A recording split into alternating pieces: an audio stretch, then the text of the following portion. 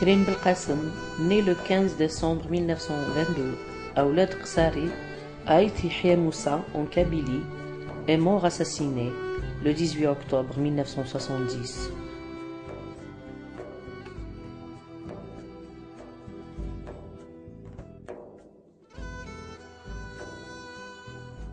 Bernard Golaï, son ami suisse, raconte: mais pendant tout ce temps, Karim était très mécontent de ce qui se passait en Algérie avec le coup d'État de Boumedienne qui avait remplacé Ben Bella à la présidence. Karim estimait que les accords d'Évian n'avaient pas été respectés, surtout en ce qui concerne les droits démocratiques.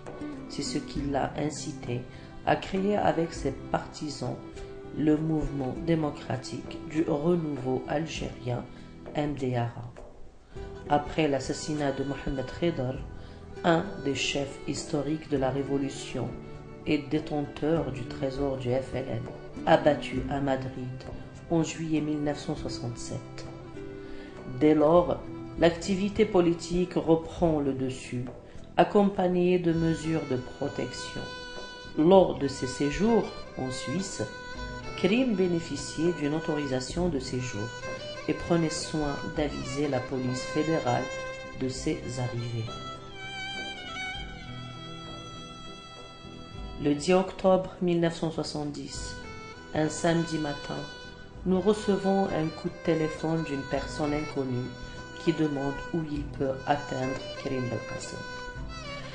L'interlocuteur précise qu'il se trouve en Allemagne et que c'est urgent. Dans l'après-midi, Karim m'appelle de Genève, me laisse un numéro de téléphone et demande que son correspondant l'appelle à 18h. Les lundis et mardis suivants, Karim débarque à mon bureau et reçoit des appels téléphoniques d'Allemagne.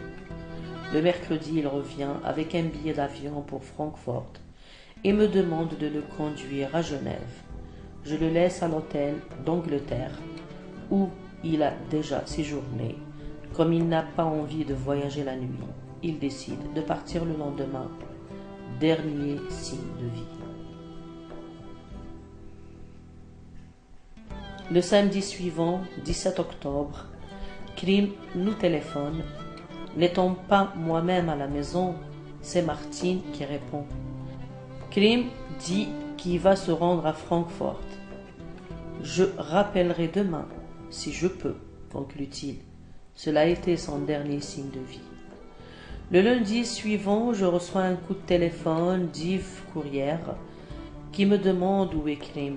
Je lui réponds qu'il est à Francfort et j'attends Yves s'écrier « Ah, les salauds !» Il me dit avoir appris par un communiqué de presse que le corps d'un homme non identifié, car aucun papier n'a été trouvé sur lui, a été découvert dans la chambre de l'hôtel Intercontinental. Le médecin constate que l'homme a été anesthésié et étranglé avec sa ceinture et une cravate. La police allemande me contacte et peut alors identifier la victime. Par la suite, son fils, venu d'Alger, confirmera qu'il s'agit bien de son père. Une commission rogatoire de la police criminelle allemande viendra à Lausanne pour m'interroger. 3 semaines plus tard, les objets et documents volés sont retrouvés dans un casier à la gare de Francfort. J'ai reçu les copies des fiches d'hôtel des assassins et j'ai informé les amis de Karim de ces détails. J'ai été prié de prendre soin des funérailles pour un premier ensevelissement au cimetière de Francfort. Beaucoup plus tard, les autorités algériennes ont fait transporter le corps à Alger, où il repose avec les autres dirigeants décédés. Il a connu le sort de beaucoup d'autres dirigeants algériens qui ont été éliminés. C'est ainsi que Ben Bella et plus tard Boumedienne traitaient leur adversaire politique. Sa famille ainsi que Martine et moi-même avons perdu un être très cher. Il nous manque ainsi qu'à sa Kabylie natale et à son pays. le 18 octobre 1970, Karim Belkacem fut exécuté.